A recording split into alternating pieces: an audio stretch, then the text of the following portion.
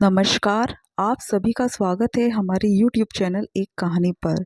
दोस्तों, आज की कहानी है माझी त्योहार सिर्फ देवरानी का ही नहीं, मेरा भी है। शाम के 6 बज चुके हैं, लेकिन ऐसा नहीं कि दिया बत्ती की तैयारी तो कर ले। देखो, लोगों के घर के बाहर तो दीपक सजने लगे हैं। हम ही लोग होते हैं जिनके यहाँ हर बार लेट दिए सजाए जाते हैं, और ये सब हमारी इस कामचोर बहू के कारण।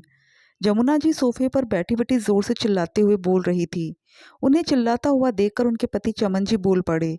अरे चुप करो ना भगवान, क्यों चिल्लाई जा रही हो? लगी तो है बहू काम में। सुबह से एक पल भी चैन से नहीं बैठी है, और तुम हो किसे सुनाई जा रही हो? चिल्लाने की जगह अगर तुम दिया बत्ती की तैयारी कर दो तो कम से कम उसे कुछ मदद तो मिलेगी। क्यों जी, बहू के होते मैं क्यों मदद करूंगी? उसे क्या इस घर में बिठाकर पूजा करने के लिए लाए हो, जो उसकी तरफदारी कर रहे हो? अगर मैं ना बोलूं तो इस घर में कोई काम भी ना हो। जमुना जी चमन जी को दो बातें सुनाते हुए बोली। तुम जानो और तुम्हारी लीला जाने, मुझे तो माफ ही करो, पर कम से कम दिवाली के दिन घर में शांति रखो। कहकर चमन जी ने अपनी पत्नी के सामने हाथ जोड़ दिए और उठकर अपने कमरे में चले गए। लेकिन जमुना जी ने तो चिल्लाना बदस्तूर जारी रखा। सूखा सामान बनाने में सुबह से शाम लगा दी। कोई काम समय पर नहीं होता, ना हाथ जल्दी जल्दी चलाती है। ये तो शुक्र मनाओ कि मिठाइयाँ बाजार से आ जाती है, हमारे जितना काम नहीं करना पड़ता। वो जोर से अपनी बहू मीता को आवाज लगाते हुए बोली। अरे ओ बड़ी बहू, कहाँ मर गई? कान में रुई डालकर बैठी है क्या, जो मेरे चिल्लाने की आवाज तेरे कानों तक नहीं पहुंच रही? इतने में मीता अपने पल्लू से हाथों को साफ करती हुई रसोई से बाहर निकल कर आई और जमुना जी से बोली। जी माँ जी, कहिए। क्या कहिए? कब से आवाज लगा रही हूँ तुझे, सुनाई नहीं दे रहा था क्या? सारी दुनिया में दिए जल गए, लेकिन हमारे घर में अभी तक कुछ भी नहीं हुआ। अरे कोई तैयारी है भी या नहीं? दिया बत्ती की तैयारी तो कर दी है माँ जी, आप बस दिए प्रज्वलित कर दीजिए। हर बार का तमाशा है, कभी भी समय पर कोई दिए जलते नहीं हमारे घर में। धनतेरस के दिन ये हाल है, तो दिवाली पर का तो पता नहीं क्या ही करोगी। बड़बड़ाती हुई जमुना जी सोफे पर से उठी और रसोई में जाकर दियों को की थाली को उठाकर ले आई और दिए प्रज्वलित कर मीता को आवाज लगाई। बहू, दिए जला दिए हैं, अब जाकर इन्हें अपनी जगह पर रखा। थोड़ा जल्दी हाथ चला, अभी तो रात के खाने की तैयारी भी करनी होगी। फटाफट से खाना बना ले, नहीं तो तेरे देवर देवरानी भी आते ही होंगे। मीता फटाफट दिए रखने चली गई। अभी दिए अपनी जगह पर रखे ही थे कि इतने में देवर मोहित और देवरानी नेहा दोनों आ गए, जिन्हें देखकर जमुना जी बड़ी खुश हो गई। मोहित और नेहा दोनों जाकर जमुना जी के पास ही बैठ गए। इतने में मीता दिए रखकर अंदर आई तो जमुना जी बोली। बड़ी बहू, जरा इन लोगों के लिए पानी तो ले आ। मीता रसोई में जाके पानी भी ले आई। अब मोहित ने पूछा, भाभी आज खाने में क्या बनाया है? बहुत जोर से भूख लग रही है। बस भैया, अभी थोड़ी देर में खाना तैयार कर देती हूँ। हाँ, कब से तो कह रही हूँ इसको कि खाना तो टाइम से बना ले, लेकिन नहीं, हाथ पैर तो हिलते ही नहीं है इसके। ऐशो आराम की जिंदगी की आदत हो गई है। अचानक जमुना जी ने बीच में ही कहा। ये सुनकर नेहा मुस्कुरा दी। उसकी ये मुस्कुराहट किसी तीर की तरह जाकर मीता के सीने पर लगी, पर वो कुछ बोली नहीं। चुपचाप रसोई में आ गई। भला त्योहार के दिन क्या घर में हंगामा करना। रसोई में आकर उसने खाना बनाना शुरू किया तो जमुना जी बाहर से चिल्लाती हुई बोली। अब खाना बनने में तो 1 घंटा लगेगा। इनको कम से कम जो सूखा नाश्ता बनाया है वही लाकर दे दे। इतनी अकल तो खुद की भी इस्तेमाल कर लेनी चाहिए। मीता को बुरा लग रहा था, हर बात पे जमुना जी उसे नीचे दिखा रही थी, वो भी देवर देवरानी के सामने, जो उम्र और पद दोनों में उससे छोटे थे। बस इस बात पर सिर्फ इतनी सी थी कि देवर देवरानी दोनों बाहर रहते थे, क्योंकि देवर की जॉब बाहर थी। इस कारण से जमुना जी के लाडले बने बैठे थे, जबकि बड़े बेटे बहू यही उनके पास रहते थे। लेकिन बड़ी बहू की तो बिल्कुल कद्र ही नहीं थी। जमुना जी की आदत थी कि वो किसी के भी सामने मीता को कुछ भी सुना देती थी। खुद तो कोई काम करती नहीं थी और मीता के काम में बस कमी निकालती रहती थी।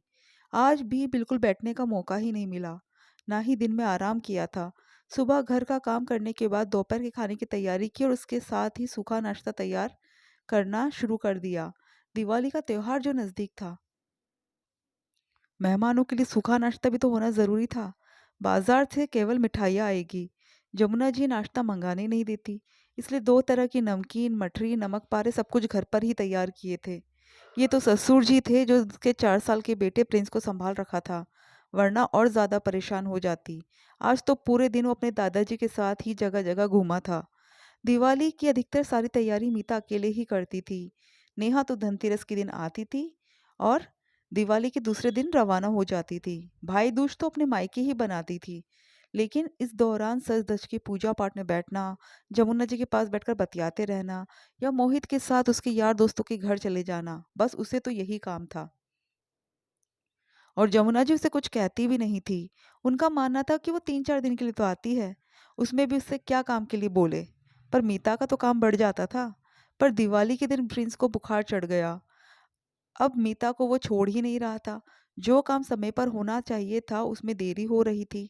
उस दिन मीता ने नेहा को कहा, नेहा तुम दोपहर के खाने की तैयारी कर लो, मैं प्रिंस को डॉक्टर को दिखा के लाती हूँ। और प्रिंस को लेकर हॉस्पिटल चली गई। आते आते 4 बज गए, लेकिन जब वो लौटकर आई तो खाने के नाम पर सिर्फ दाल चावल बने थे। पर मीता को इससे भी कोई परेशानी नहीं थी।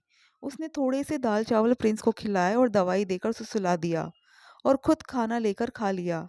बाद में वो रसोई में आकर शाम के खाने की तैयारी में लग गई।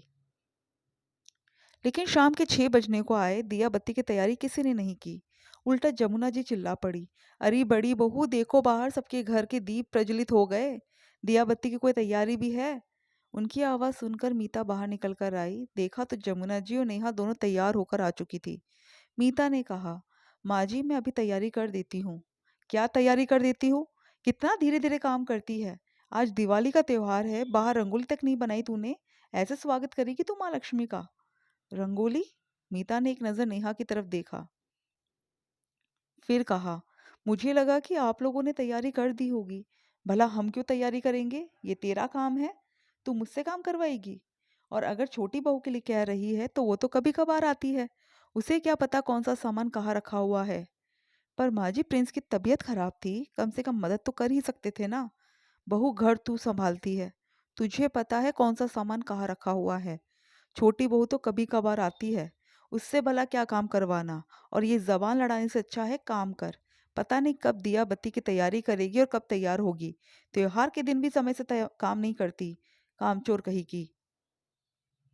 जमुना जी जो मन में आ रहा था बोले जा रही थी और नेहा वो मंद मंद मुस्कुराए जा रही थी।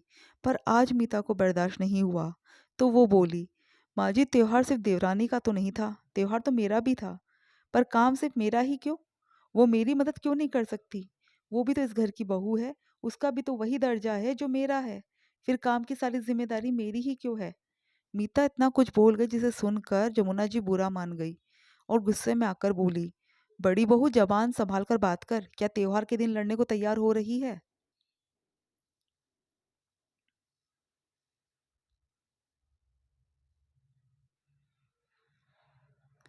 दोनों बेटे और चमन जी भी वहां खड़े थे।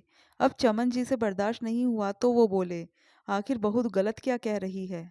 जब घर में दो बहुएं हैं तो दोनों को मिलकर काम करना चाहिए ना। एक की ही जिम्मेदारी क्यों? एक बहू तो घर का सारा काम कर रही है और दूसरी मेहमान बनकर आ रही है। ये तो गलत है।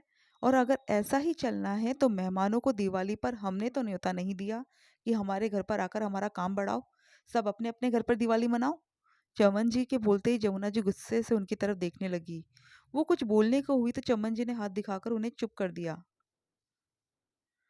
अगर बाहर से आए हुए बेटे बहू की इतनी पूछ है तो फिर बड़े बेटे बहू को भी बाहर जाकर जॉब करने की परमिशन देता हूँ। इस घर में दोनों अकेले ही रह लेंगे। चमन जी की इस बात का जमुना जी के पास कोई जवाब नहीं था। बहू ने आज तक जवाब नहीं दिया।